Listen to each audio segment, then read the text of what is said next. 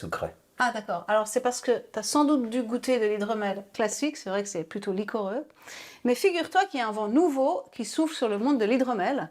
Il vient de Californie et il a atteint la Suisse. C'est l'histoire d'un hydromel. Aujourd'hui, on est à Troisnay, dans le canton de Genève, dans le joli jardin de Kamran Marva.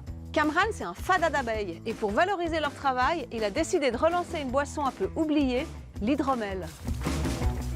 Salut Kamran! Salut Annick. Alors tu sais que je suis ravie d'être là parce que je suis un vrai bec à miel, mais au sens propre du terme, hein. Moi je le mange à la petite cuillère. Mais là tu vas être déçu parce que c'est la fin de saison. Ah bah oui, on est en septembre. Oui, mais j'aimerais quand même te présenter mes abeilles. Mais pourquoi pas?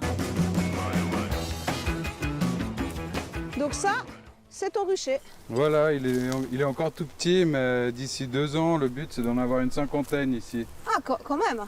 Et tout ça non pas pour faire du miel vendu en pot, mais pour le transformer. C'est ça, pour faire de l'hydromel qui est une boisson alcoolisée issue de la pure fermentation du miel et sans doute la plus ancienne au monde.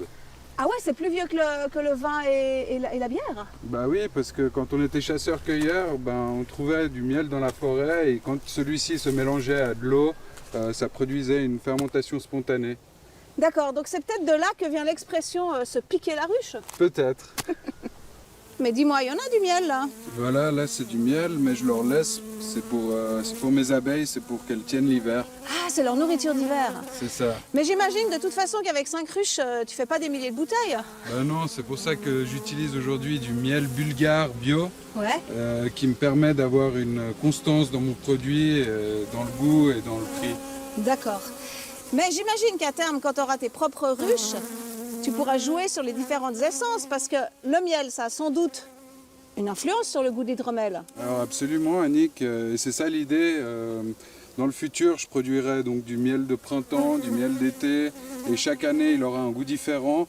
Et le but, ce sera de retranscrire ces différences, ces changements dans le terroir, dans l'hydromel, en montrant ce que les abeilles ont butiné chaque année. D'accord, donc l'hydromel, ça sera un peu le reflet de ce qu'elles ont butiné. Exactement.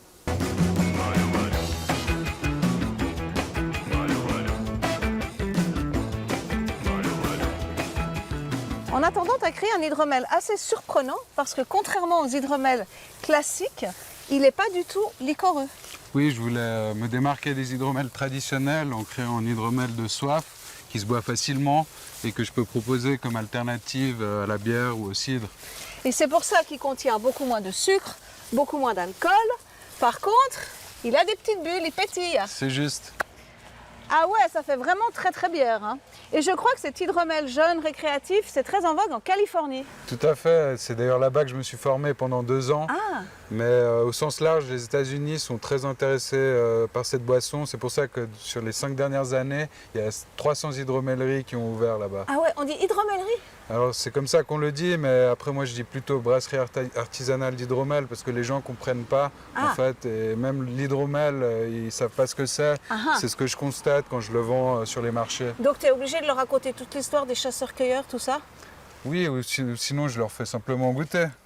Alors, je me réjouis de le déguster, mais avant, moi j'aimerais savoir comment on passe du miel à l'hydromel. Bah, je vais te montrer.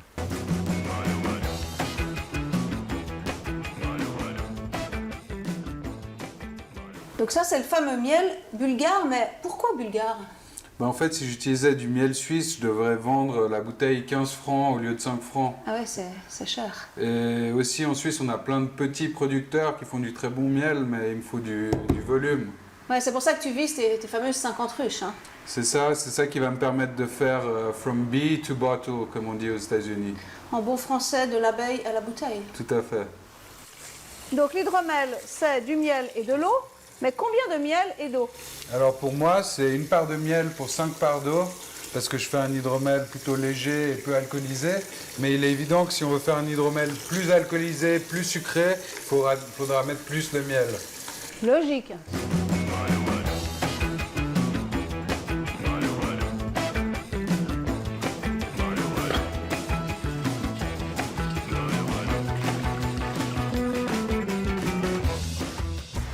Et c'est quoi ça?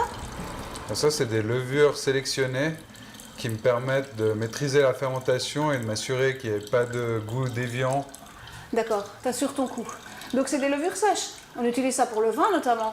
Alors, en l'occurrence, celles-là, on les utilise plutôt pour la bière. Ah, d'accord. Et la fermentation, combien de temps ça va durer? Alors, c'est 3 semaines de fermentation, ensuite 1 semaine de décantation pour la clarifier. Et là, en fait, on dirait qu'il y a un petit peu de vie là, dans celle-là. Voilà, là, tu vois, ça fermente déjà, donc il y a plein de bulles de CO2 qui s'échappent. Incroyable. Mais généralement, c'est dans ces grandes cuves que ça se passe. Voilà, là, on a 2 cuves de 500 litres en inox et une de 1000 litres.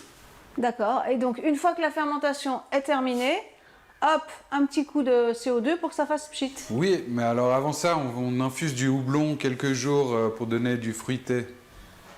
Non, le houblon, généralement, on le met dans la bière pour que ça la rende amère, pas fruitée. Alors, pas si on le met à la fin, à froid, juste 1 ou 2 jours, ça fait pas cet effet-là, ça donne juste le fruit.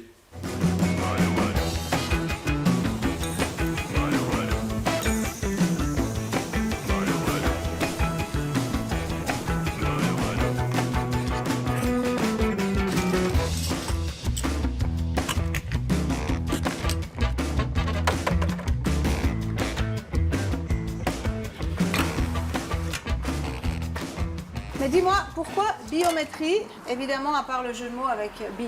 Alors, la biométrie, c'est l'étude quantitative de la nature. Ouais. Et en fait, pour moi, cette étiquette, elle représente l'équilibre dont on jouit grâce aux abeilles. En fait, sans abeilles, il n'y a pas de biodiversité. Et donc, boire de l'hydromel, finalement, c'est aussi contribuer à la biodiversité. D'accord. Et cette dimension écologique, justement, pour moi, elle est tout aussi importante que la boisson elle-même.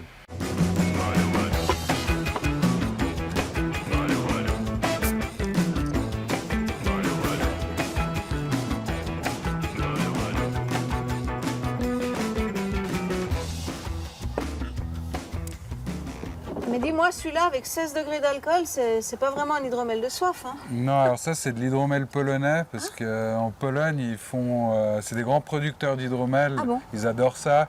Et ils ont plusieurs curiosités là-bas, comme par exemple le Troźniak, qui est 1 part de miel pour 3 parts d'eau. Ensuite, il y a aussi le Dwoźniak, comme on a là, c'est 1 part de miel pour 2 parts d'eau. Et il y a même le Poltorak, qui est 1 part de miel pour 1 part d'eau. Alors celui-là, il est très sucré, très alcoolisé. Ouais, je connais une polonaise qu'on prenait au petit déjeuner. Alors c'est étonnant, moi j'ai senti un côté litchi très exotique au niveau des arômes. Alors, t'es pas la première à me dire ça. Et le fait qu'il soit servi comme ça, très frais, effectivement ça contribue à ce côté très léger, très rafraîchissant, hydromel de soif, hein. J'imagine que le polonais goûte pas du tout pareil, hein. Non, alors ça, c'est plutôt en fin de repas, un petit peu. Ouais. Et combien de temps tu as mis pour l'élaborer cet hydromel? Plusieurs mois, j'ai fait plusieurs essais, c'était surtout pendant le Covid. Ah ouais, t'avais du temps. J'avais du temps, et du coup, avec mes amis, on faisait...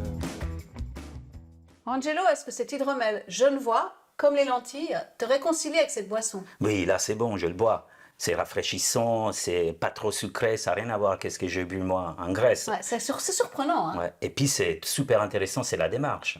C'est vrai, et justement, je voulais te poser la question du miel. Est-ce que c'est un ingrédient que tu utilises dans ta cuisine? Oui, pour laquer les viandes, les canards ou l'agneau. Ouais, classique. Et dans la cuisine italienne en général, le miel, est-ce qu'il a une place? Oui, en Vallée d'Aoste, on accompagne les lardons avec du miel de châtaignier.